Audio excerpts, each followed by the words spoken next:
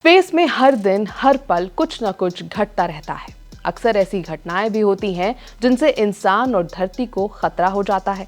कुछ घटनाएं humans observe कर पाते हैं वेल इन एडवांस, लेकिन कुछ हैपनिंग्स ऑब्जर्व ही नहीं हो पाती और वही होती हैं खतरनाक।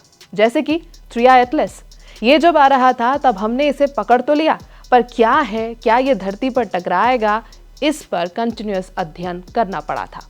और इसी कड़ी में आज 2 एयरप्लेन जितने बड़े एस्ट्रॉयड्स धरती के पास से गुजरेंगे।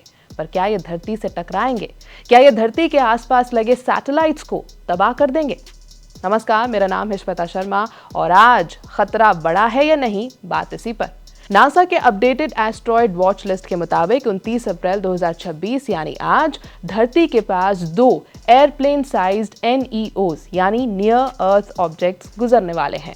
एस्ट्रॉयड 2026 HL3 जिसका साइज तकरीबन 24 मीटर है, धरती के सबसे करीब लगभग 25,70,000 किलोमीटर की दूरी पर आएगा। वहीं दूसरा एस्ट्रॉयड 2026 HP3 जो लगभग 28 मीटर बड़ा है, तकरीबन 59,20,000 किलोमीटर की दूरी से हाई स्पीड से फ्लाई बाय करेगा। ये दोनों एस्ट्रॉयड्स अपोलो NEO ग्रुप में क्लासिफाई किए गए हैं, जिसमें कुल 21,083 एस्ट्रॉयड्स शामिल हैं।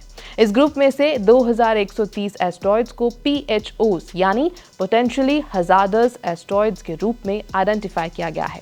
हालांकि 2026 HL3 और 2026 HP3 को लेकर ऐसा कोई संकेत नहीं है कि ये PHO कैटेगरी में आते हैं या किसी तरह का इमीडिएट खतरा पैदा करते हैं।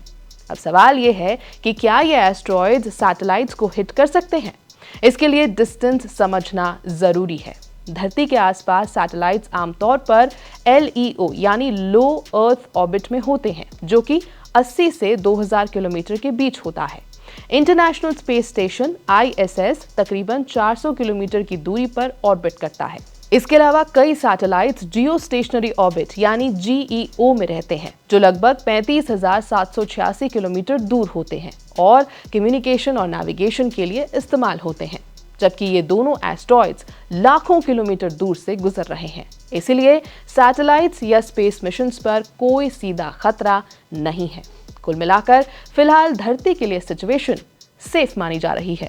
यह है ABP लाइव, मेरा नाम है श्वेता शर्मा।